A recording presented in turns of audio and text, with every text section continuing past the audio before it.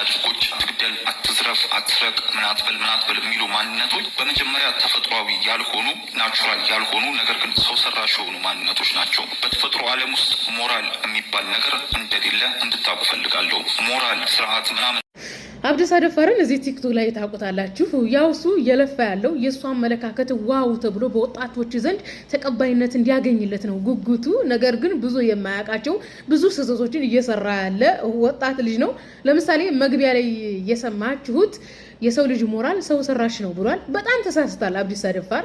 ይህን ቪዲዮ ሸር አድርጋችሁ አድርሱለት። በጣም ያሳቀኝና ይሄን ቪዲዮ እንድሰራ ያደረገኝ አትስረቅና አትግደል የሚለው ሞራል ሰው ሰራሽ ሞራል ነው ያለ ሚስኪን ልጅ ነው። በጣም ብዙ የእውቀት ግንዛቤ የሚቀረው ልጅ መሆኑን የተረዳሁት በዚህ ነው።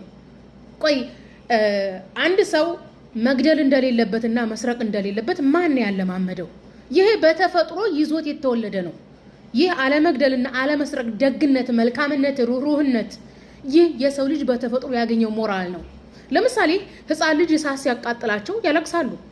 ይሄ ነገር እሳት ነው ይጎዳል ብሎ ማን አለማምዷቸው ነው? የሚጎዳ ነገር የሰው ልጅ የሚጎዳውን ነገር እንዲያቅ በተፈጥሮ ይዞት የመጣው ሞራል አለው። ኦኬ አትስረቅ አትግደል የሚለው በየትኛውም ዓለም ላይ የሰው ልጅ ዓለም መግደልና አለመስረቅ እንዳለበት ያውቃል። ይህ ማንም አለማምዶት አይደለም። ማንም በህግና በስርዓት ጭኖበት አይደለም መግደል እንደሌለበት የሚያውቀው መስረቅ እንደሌለበት የሚያውቀው። ኦፍ ኮርስ የሰው ልጅ በህይወት ዘመኑ የተለያዩ ስርዓቶች በተፈጥሮ ሞራሉ ላይ ይጨምራል። የሰው ልጅ ሞራል ተፈጥሯዊ ነው። ለዚህ ነው ነብያችን መሐመድ አለይሂ ሰላቱ ወሰለም እነማ ቡኢስቱ ለመካሪም አኽላቅ ያሉት ለሰው ልጅ መሰረታዊ ስነ ምግባር ነው የተላኩት ነው ያሉት ነብዩ መሐመድ አለይሂ ሰላቱ ወሰለም። ምክንያቱም የሰው ልጅ መሰረታዊ ስነ ምግባር በተፈጥሮ ይዞት የመጣው ነው። ደግነት፣ መልካምነት፣ አለመግደል፣ አለመስረቅ፣ ክፉ አለመሆን። ነገር ግን በተለያዩ የሰዎች ስርዓት የሰው ልጅ ገዳይ ይሆናል፣ ክፉ ይሆናል፣ መጥፎ ይሆናል፣ ሌባ ይሆናል። ስለዚህ ተፈጥሯዊ ሞራሉን ተፈጥሯዊ ስነ ምግባሩን እንዲያጣ ነው ነብያቶች የሚላኩት እና ነብያችን መሐመድ አለይሂ ሰላቱ ወሰለም የተላኩት። ነገር ግን የሰው ልጅ በተለያየ አካባቢ በተለያየ የሰው ልጅ ርዕዮተ ዓለም ልውውጦች ላይ የሚመጡ ስርዓቶች አሉ። ኦፍ ኮርስ ለምሳሌ የጋብቻ ስርዓት፣ ያለባበስ ስርዓት እነዚህ ሰዎች ያመጧቸው ስርዓቶች ናቸው በሰው ልጅ ሞራል ላይ የተጨመሩ። ለምሳሌ ወደ ኤዥያ ብትሄዱ በሂማሊያ ተራራ አካባቢ አንድ ሴት ሁለት ወንድ ታገባለች። ስቲል በዚህ ጊዜ አለ። አንድ ሴት ወንድማማቾችን ታገባለች። እንደዚህ አይነት ጎሳዎችን የሚያደርጉት ለምንድን ነው? ቤተሰቡ ለኢኮኖሚ ችግር እንዳይዳረግ ሁለት ወንድማማቾች አንድ ሴት ያገባሉ። ስለዚህ መጀመሪያ የምትወልዱ ለትልቁ ወንድም ይሆናል፣ ቀጥላ የምትወልዱ ደግሞ ለትንሹ ወንድም ይሆናል። በእነሱ አካባቢ የተወደደ ነው። ወደኛ አካባቢ ሲመጣ ግን እንዴት ነው አንድ ሴት ሁለት ወንድ የምታገበው ይባላል። ስለዚህ እነዚህ ምን ይባላሉ? ሰው ሰራሽ ሞራሎች፣ በተፈጥሮ ሞራል ላይ የተጨመሩ ነገሮች ናቸው ይባላል። እንደዚሁ ለምሳሌ በአረቢያ ምድር ላይ እስልምና ሃይማኖት ከመምጣቱ በፊት ወይም ነብያችን አለይሂ ሰላቱ ወሰለም በነብዩ መሐመድ አለይሂ ሰላቱ ወሰለም በኩል እስልምና ከመሰበኩ በፊት ወንዶች እስከ 20-30 ሚስት በቃ ገደብ የለውም ብዙ ሚስቶችን ያገቡ ነበር። በጣም በርካታ ሚስቶችን ያገቡ ነበር። ነገር ግን በነብዩ መሐመድ አለይሂ ሰላቱ ወሰለም በኩል እስልምና ሲሰበክ አንድ ወንድ 20-30 ሚስት ማግባት የለበትም፣ አንዲት ሚስት ብቻ ያገባ የሚል ድንጋጌ ደነገገ ኢስላም። ነገር ግን ምናልባት የኢኮኖሚ አቅም አለ ካለ ጨምሮ ከአንደኛይቱ ሚስቱ ጨምሮ ሁለተኛ፣ ሶስተኛ፣ አራተኛ ማግባት ይችላል። ነገር ግን 30-20 ሚስት ማግባት አይችልም ብሎ ከለከለ ማለት ነው። ኦኬ እንደዚህ አይነት ሞራሎች አሉ። ሌላኛው ደግሞ ለምሳሌ መጽሐፍ ቅዱስ ላይ ገደብ የለውም። አንድ ሰው 1000 ሚስት ቢያገባ ገደብ የለውም። እንደውም 1000 ሚስት ያለው ሰው አለ መጽሐፍ ቅዱስ ላይ። ሰለሞን 700 ሚስቶች 300 ቁባቶች አሉት፣ ውሽሞች ማለት ነው። ቁባት ብሎ ማለት ሌሎችም እንደዚሁ እስከ 100 ያገቡ 20 ምናምን 29 3 4 5 ያገቡ ከሚስቶቻቸው በተጨማሪ ብዙ ቁባቶች ማለትም የጭንገረድ የሚባለው ነብዩ ዳዊት በጣም ብዙ የጭንገረዶችና ሚስቶች ነበሩት። ኦኬ ይህ ነገር መጽሐፍ ቅዱስ ላይ አለ። ነገር ግን ወደ ክርስትናው ዓለም ስንመጣ ክርስቲያን ነኝ የሚለው ማህበረሰብ በማህበረሰቡ ላይ የጫነው ሞራል ምንድነው? አንድ ለአንድ ነው። አንድ ሚስት ነው ማግባት የለበት ይባላል።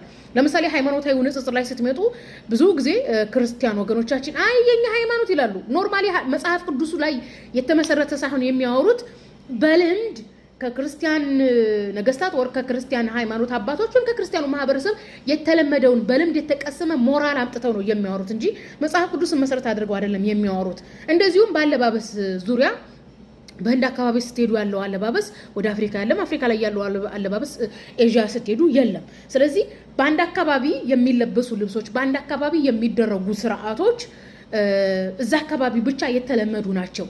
ኦኬ እነዚህ ምን ይባላሉ ሰው ሰራሽ የሆነ አካባቢ የተፈጠሩ በሰው ልጅ ተፈጥሯዊ ሞራል ላይ የተጨመሩ ናቸው እንጂ የሞራል በተፈጥሮ ይዞ የሚመጣ ነው በቃ ፈጣሪ ለሰው ልጅ የሰጠው ሞራል ነው እንኳን አይደለም የሰው ልጅ እንስሳቶች ላይ ሞራል የለም እንዴ አለ የሚጎዳቸው ነገር ሲያገኙ ይጮሃሉ እንደሚርባቸው ያውቃሉ ኦኬ ኢቭን አብሯቸው እንትን የሚያሳድጋቸው ነው ኦኬ ያውቃሉ ስለዚህ አብዲሳ በተለያው ሃይማኖት የለም በማለት ወጣቱን እንትን ለማለት ነው ለመገፋፋት ነው የሚሞክረው በጣም ኤቲስቶች ሃይማኖት የለም የሚሉ ሰዎች በጣም ነው የሚያሳዝኑ በነገራችን ላይ ለሰው ልጅ እናዝናለን የሚሉ ናቸው ለሰው ልጅ እናዝናለን ከምትሉ የኖረበትን ከማህበረሰቡ ያገኘው ሞራልም ሆነ በተፈጥሮ ያገኘው ሞራል እንዲላቀቅ ከምትነዘንዙት የሰው ልጅ እዚህ ምድር ላይ የሚፈልገው ዋና ነገር ስራ ነው የሰው ልጅ እዚህ ምድር ላይ የሚፈልገው ዋና ነገር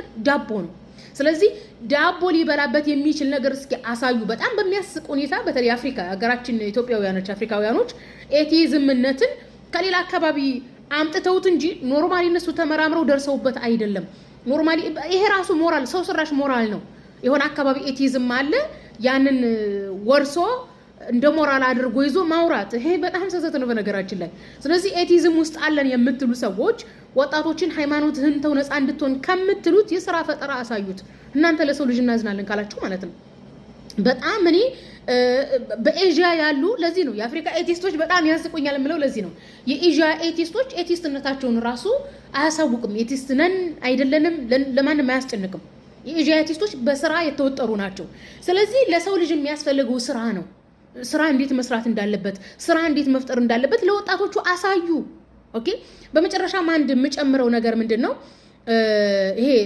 ሞራል ሰው ሰራሽ እና ተፈጥሯዊ የሚለው ነገር ለምሳሌ ተፈጥሯዊ እንደሆነ ሁሉ ይህ በዚህ ተፈጥሯዊ ሞራል ላይ ሰው ሰራሽ ሞራሎች ይጨመራሉ ለምሳሌ የእስራኤል ወታደሮች ጋር ብትመጡ የፍልስጤም ህፃናቶችን የጨፈጨፉ የእስራኤል ወታደሮች በህፃናቶቹ ላይ ያደረጉት ነገር ኢሞራላዊ ነው ብለው አስበው ራሳቸውን የሚያጠፉ ስቲል በዚህ ሰዓት የአእምሮ ህመማን ውስጥ ያሉ ወታደሮች አሉ የሚሰሩት ስራ ከሞራል ውጭ ስለሆነ ማለት ነው ለዚህም ነው ሞራል ተፈጥሯዊ ነው የምላችሁ ነገር ግን በተፈጥሯዊ ሞራል ላይ የሚጫን ሞራል አለ ለምሳሌ እስራኤል በመካከለኛው ምስራቅ ላይ በምትን ይሄ ኃይለኛ ወታደራዊ ስርዓት ያላት ኃይለኛ ሀገር መሆን ትፈልጋለች ይሄን የሚያበረታቱት ኢቫንጀሊካን ዛይኒዝሞች ናቸው ኦኬ ስለዚህ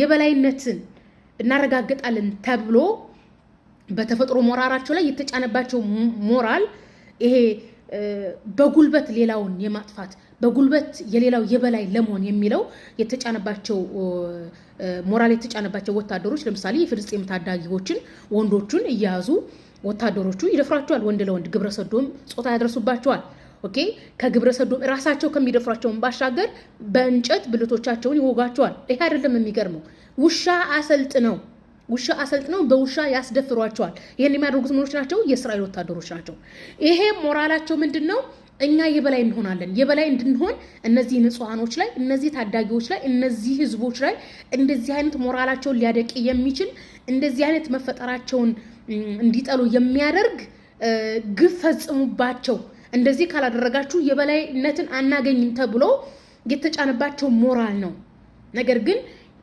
ከሰው ሰራሽ ሞራል ግን ተፈጥሯዊ ሞራል ይበልጣል ለዚህም ነው በተፈጥሯዊ ሞራል ማንነታቸው ተሞልቶ በፍልስጤም ህፃናት ላይ እንደዚህ በውሻ ማስደፈር በእንጨት በብረት ወንዶችን መድፈር ራሳቸው መድፈር ይሄ ነገር ጭንቅላታቸው አልችል ብሎ ራሳቸውን ያጠፉ በጣም በርካታ የእስራኤል ወታደሮች አሉ ይሄን ታውቃላችሁ እና ምን ለማለት ነው ተፈጥሯዊ ሞራል ተፈጥሯዊ ነው ስለዚህ አብዲሳ ብዙ ትምህርት መውሰድ አለብህ ብዙ አንተ ራሱ የምታውቃቸው አንተን ራሱ መለወጥ ያለብህ ነገር እያለ ሌሎችን ባታሳሰታቸው ለሰው ልጅ አዝናለሁ ካልክ እኛ ሀገር ወጣቱ በተለይ በዚህ ቲኔጀሪን ወጣት ስራ በቃ መላ ነው የቸገረው መላ ብሎ ማለት ገንዘብ ማለት ነው ገንዘብ ሊያገኙበት የሚችሉትን መንገድ ብትጠቁማቸው ስራ እንዴት መስራት እንዳለባቸው እንዴት ዳቦ መብሊያ እንዴት ማግኘት እንዳለባቸው ብትጠቁማቸው ነው ጥሩ በቃ ወጣቶች ይለወጥኩ የምትለው እንደዛ ነገር ስታደርግ እንጂ ከማህበረሰቡ ወረሱትን ሞራልም ሆነ ከተፈጥሮ ያገኙትን ሞራል ሆነ ከሃይማኖት ያገኙትን ሞራል እንዲያጡ